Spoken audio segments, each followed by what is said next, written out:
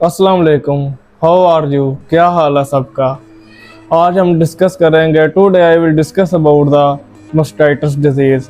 Mastitis disease is common and economically significant disease है जो कि कैटल्स और बफेलो के अंदर पाई जाती है।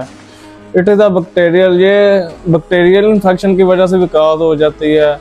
ये इन्फेक्शन कर देती है मेमोरी ग्लैंड के अंदर या फिर अडर टिश्यू के अंदर।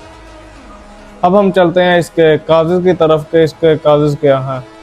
Mastitis is usually cause by bacteria. ये सबसे पहले बैक्टीरिया की वजह से काज होती है या फिर और भी इसके अंदर मसले आ जाते हैं, मतलब पुअर हाइजीन, इंजरी होगी या इन्वायरमेंटल स्ट्रेस। इन्वायरमेंटल स्ट्रेस हम कह सकते हैं कि दर्जा हरारत कम ज़्यादा हो गया या कोई हवा के प्रेशर में कमी आ गई, ऐसे ह्यूमिडिटी में कमी आ गई, ये आ जाता है सारा इन्वायरमेंटल स्ट्रेस के अंदर।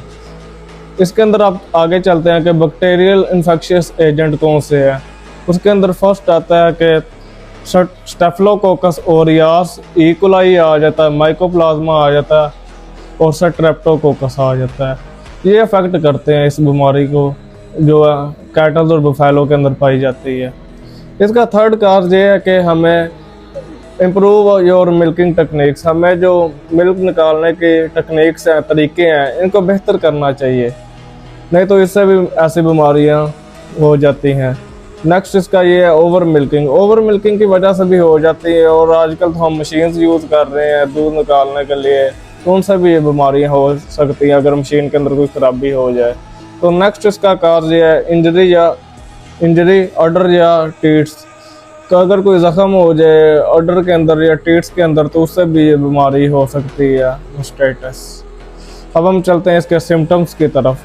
इसके सिम्टम जो है ना ये डिपेंड करते हैं, वेरी करते हैं कि कौन सी मास्टाइटिस चल रही है, क्लिनिकल मास्टाइटिस है या सब क्लिनिकल मास्टाइटिस है। जो क्लिनिकल मास्टाइटिस है ना, इसके अंदर जो होते हैं साइंस होते हैं, सिम्टम्स होते हैं, ये अपीयर होते हैं। और जो सब क्लिनिकल मास्टाइटिस है इसके अंदर सिम्टम्स अपीयर नहीं होते, बस हमें इतना पता लग जाता है कि मिल्क की यील्ड में, मतलब पैदावार में, दूध की पैदावार और क्वालिटी में फ़र्क आ गया है। ये है सब क्लिनिकल मास्टाइटिस। अब फर्स्ट नंबर पे हम बात करते हैं क्लिनिकल मास्टाइटिस और इसके सिम्टम के ऊपर। क्लिनिकल मास्टाइटिस के अंदर फर्स्ट पे जो होता है ना, फीवर भी हो जाता है, लॉस ऑफ एपेटाइट भी हो जाता है, मतलब जानवर को इतनी भूख नहीं लगती। और जो होता है ना, इसके अडर के अंदर स्वेलिंग भी हो जाती है, हीट भी होती है, सोजिश वगैरह, रेडनेस भी हो जाती है। अब नेक्स्ट ये है पेन होती है during milking. Pen during milking, जब हम दूध दोते हैं तो फिर जानवर को पेन भी होती है। अब नेक्स्ट ये है कि ब्लड क्लोट्स एंड पस इन मिल्क। जब हम दूध दोते हैं तो मिल्क के अंदर ब्लड क्लोट्स भी आ सकते हैं और पस भी आ सकती है। अब सेकंड नंबर पे हम बात करते हैं सब क्लिनिकल मास्टाइटिस की। अब सब क्लिनिकल मास्टाइटिस के अंदर मैंने आपको पहले भी बताया कि इसके अंदर जो फिजिकल अपीयरेंस ऑफ साइंस है ना, सिम्टम्स है, वो नहीं आते। इसके अंदर हमें टेस्ट करवाने पड़ते हैं जिससे हमें ये वाज़ेह होता है कि इसको मास्टाइटिस डिजीज़ हो गई है। उसके अंदर फर्स्ट नंबर पे जो टेस्ट आता है वो है CMT, मतलब कि कैलिफोर्निया मास्टाइटिस टेस्ट। और सेकंड नंबर पे जो आता है SCC, सोमैटिक सेल काउंट। अब इसके अंदर इससे इन दोनों टेस्ट से हमें पता लग सकता है कि इसको मास्टाइटिस है। अब और थर्ड ये है कि इसके अंदर चेंजिंग भी आ जाती है, क्योंकि जब ये मास्टाइटिस डिजीज़ होनी है तो सडन चेंजिंग भी आ जाती है मिल्क यील्ड के अंदर और क्वालिटी के अंदर, मतलब कि दूध की पैदावार में कमी आ जाती है अच्छी भली। अब हम बात करते हैं टाइप्स ऑफ मास्टाइटिस की। मास्टाइटिस के 2 टाइप्स हैं। फर्स्ट आ जाती है कंटेजियस मास्टाइटिस और सेकंड आ जाती है एनवायरमेंटल मास्टाइटिस। कंटेजियस मास्टाइटिस जो है ना, ये स्प्रेड करती है infected animal to healthy animal.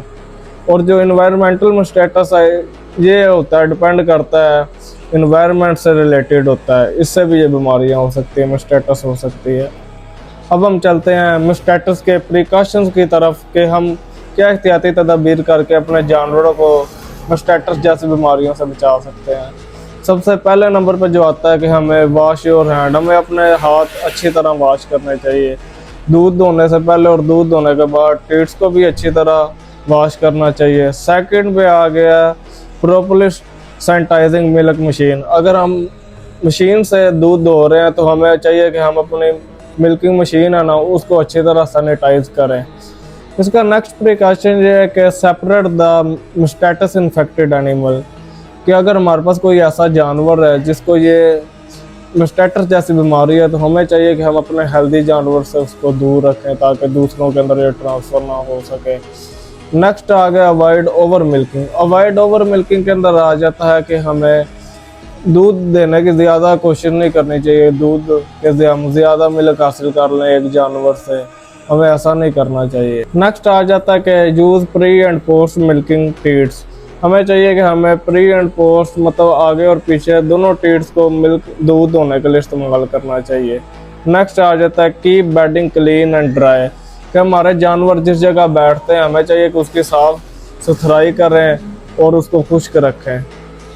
और गुड टेक्निक्स फॉर मिल्किंग, और हमें चाहिए कि हम दूध निकालने की अच्छी टेक्निक्स इख्तियार करें ताकि अपने जानवरों को ऐसी बीमारियों से बचा सके। अब हम चलते हैं इसके आगे ट्रीटमेंट की तरफ के इसका ट्रीटमेंट कैसे कर सकते हैं।